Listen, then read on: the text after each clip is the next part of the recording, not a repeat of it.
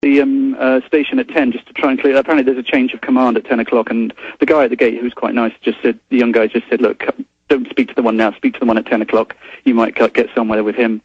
But obviously I won't get anywhere because, the amount of pressure I can put on these compared to the amount of pressure David Rockefeller can put on these, it's slightly different. So I've got a feeling that my request to be left alone... But wait a minute, David Rockefeller doesn't exist. There's no world government. He just wrote his memoir 4 years ago saying he wants to overthrow the U.S. I mean, Mr. Skelton, there's no world government, Mr. Skelton. Well, I kind of feel the tentacles of the world government tickling me on the back of my neck at the moment, and it's not a nice feeling. Well, what's wrong with them setting up a world government to carry out eugenics and a one-child policy and taxing you with carbon taxes to micromanage every facet of your life? I mean, what's wrong with them banning all your liberties? To answer your question, I think, is it's wrong in so many different ways that it's almost impossible to get your head around it. It's almost incomprehensibly bad. And it's so big. I wrote about this the other day. It's a bit like, I don't know whether you've read the Edgar Allan Poe short story where someone hides something in plain view. It's the Pauline letter. And it's a story about, I'm going to give it away now, so close your ears if you don't want to hear this. But a letter is stolen and it's hidden in plain view on the wall. And in the story, Edgar Allan Poe talks about how if you look at a map and look for a word, you won't be able to see the word if it's the large word written right across in massive letters because you're looking close up. And I sort of think Stay there. This is key. This is key. You're talking about a spell. Once Charlie Skelton of London Guardian is back in the UK, out of one police state and into another, back from Bilderberg 2009, I want to have him on for like a full hour and fully brief him. And I really want to thank you, sir, for your courage and what you've done. And I don't want to say your transformation, but you've certainly now been baptized in the tyranny and know how real it is. And that's what I encourage listeners to do. Go out, as you said, become citizen activist media. You will run into tyranny and corruption everywhere. Government is so corrupt that if you follow almost any judge that you see that's doing evil things, you'll catch him with hookers and buying drugs. And I've never found a politician that wasn't corrupt, that was doing bad things, that I couldn't follow or watch, who wouldn't instantly do bad. Because bad people don't just do one bad thing. They just are all over the map. And if we start following them, videotaping them, going to city council meetings, hanging out in parking lots, following city council members as citizen media, it's unbelievable. You'll just immediately see evil. These people just run around continually engaged in wickedness, as the Bible says, and, going and covering global elitists, going and doing everything you're doing. I just want to commend you. And if the citizens start covering what government's doing and ferreting things out and looking at legislation, there's no way they can get away with this if we all just do a little bit. So, yeah, you're there walking around in Greece with secret police following you everywhere as the sun is now set. And I appreciate you coming on with this. Closing comments, sir, from you, Charlie Skelton, reporter for the London Guardian there at Bilderberg 2009. Oh, and you were finishing up your hidden in plain view analogy. Well, I'll just finish that. I'll finish that point and close off on that, which is that one of the problems with what you're engaged in, what anyone who's engaged in alternative thinking, one of the problems that faces them is, what do you pick?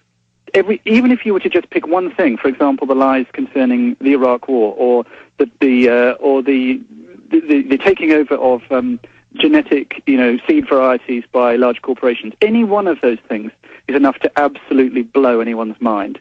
And that's the trouble. It's so big. The problem is enormous. And I'm talking to myself here. I don't know what to do, but I guess one thing you can do is just simply pick something. Pick something and go, do you know what I'm going to do for the next 5 years? I'm going to be a bit interested in protecting seed varieties, or a bit interested in monitoring European legislation, or a bit interested in picking up politicians' lies about Iraq, or defense, or gaps in defense spending. One thing. I'm going to make it my thing. I don't know. Maybe that's an answer. I don't know what the answer is. There's lots of possible answers, but the question. Sir, you are saying exactly what I've instinctively said for over a decade, for 14 years now, is that absolutely be generalist. Everybody be involved in different things, different ideas. And don't follow one person's ideas. So keep an open mind. Yeah. Just don't be cookie cutter. And then you'll suddenly notice, I live in England. I just tried to buy old seed varieties, and I'm being put on a list. Everywhere you go, then you'll run into tyranny, and you'll go, my God, this was 1,000 times worse than I actually even knew, and then it opens up. And what you said is key. The globalists make profits off of controlling every facet of society. And so it's also their market. They use a free market system of crony capitalism. It's not true capitalism or free market to control everything.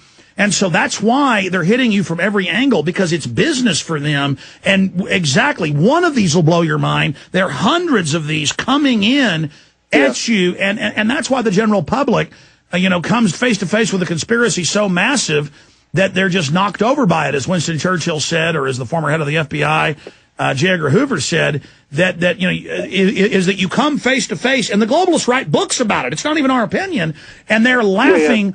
When you read their books, they're laughing, going, I know you're reading this. None of your little slave friends will help you. I mean, they've got little statements, basically like that. And you're going, none of my slave friends will help me. My God, these people are directly talking to the members of the public that actually read this. And you're just like, can't we wake the sheep up to beat these people? So we appreciate your courage. Maybe I can get you on for 15, 20 minutes on Sunday. We're on 4 to 6 p.m., so I'll have Rob call you. And we're very thankful for all your time. Anything we can do for you, Mr. Skelton? No, I'm fine. I'm probably going to head back towards the lights now that the sun's gone down. I don't like being followed in the dark, so I'm going to go and sit in a brightly lit cafe on the seafront. Okay, and what's the name of the Edgar Allan Poe story? You didn't finish that about the it's the Purloined Letter. It's just a good metaphor for how global agenda is passed across people's eyes without them even seeing it. It's too big to see. Absolutely, they're too close to it. Thank you so much, Mr. Skelton. We'll talk to you soon. Okay, thanks. Thank you. There goes London Guardian reporter, arrested twice, detained another time, people being arrested left and right, miles away from the facility, 3 miles away in the port, which is we've got photos, big thriving port with sailboats and everything, all just shut down. Just absolutely amazing. Okay.